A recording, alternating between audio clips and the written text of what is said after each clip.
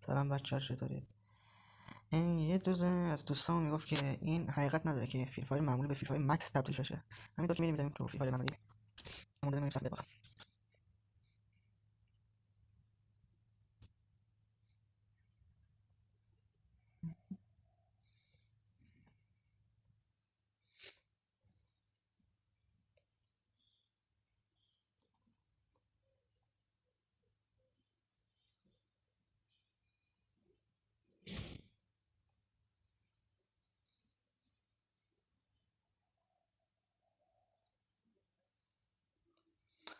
بله همونجوری که میبینید